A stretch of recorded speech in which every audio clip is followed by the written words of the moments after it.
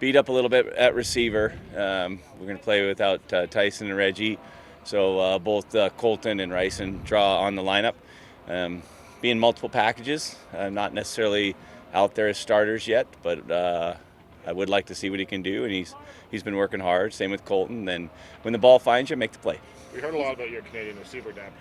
Yeah, it's tested here. Yeah, it's getting tested. You feel that ready? I do. I mean, they're young. There's basically 3 rookies out there, and we're young. We're just young. Like we probably are of our veteran guys. Kadeem and Reggie were our kind of, I guess, leaders by default and also by performance coming into the season, and our best playmakers. So we're without 2 of our best, but that's an opportunity for someone else and an exciting opportunity. And for me as a player, if you're behind a guy like that, you're not hoping for an injury, but you're trying to find your way on the roster. Well, you're here. You're on. Go make your plays. You've said, let's get better every day. What more do you want to see out of Jake in this game tomorrow? Jake, well, they're going to give us lots of looks. They're a very physical, big group. They got the athletes on the back end. They play a lot of man, but then they mix it up with zone blitzes. I don't really personally feel like it's a team that we feel like we match up. We can run, we can pass. We're going to let them determine how we're going to call the game. I know we're going to get hit. I know there's going to be some pressure in the backfield. It's a matter of can our tackles hold up and provide Jake that little extra second to make the reads. You've had your teams play against Trevor Harris for years and years and years in many different uniforms, but it does look like he not only hasn't lost a step, potentially is just as good or if not better than ever.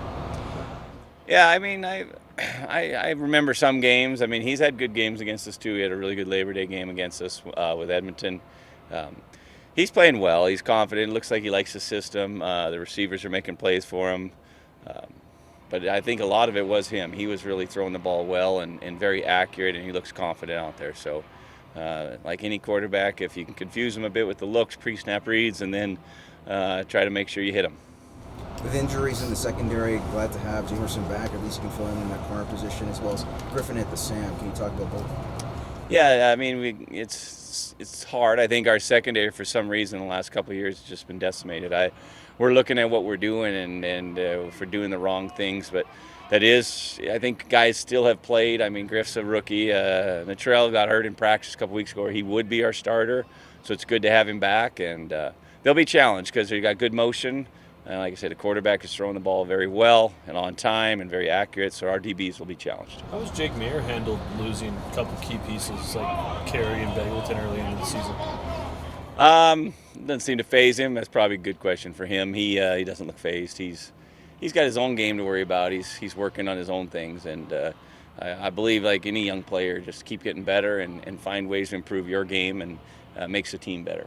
Nick Lewis is a relatively young receivers coach as well. Have you liked how he's kind of handled the challenges with this receiver group? Yeah, he was almost next man up this week. We almost ran out of people. Veteran American guy. No, he's done well. He's found his spot with our staff. A young coach, if it was me, I'd want to work for Pat Delmonico. I think he's just got a lot of things that he can add, and Nick and Mark are certainly on the same page on the passing game. So, it's a challenge, yeah. But Nick, he started basically as a rookie. So, that no excuses and go do your job mentality, that's something we got to have. Tail end of 2018, you guys obviously had a lot of receiver injuries, but were able to bring in veterans, and that team was pretty deep. And is this the youngest receiving group you've ever? Yeah, it is. And we have a pretty complex system.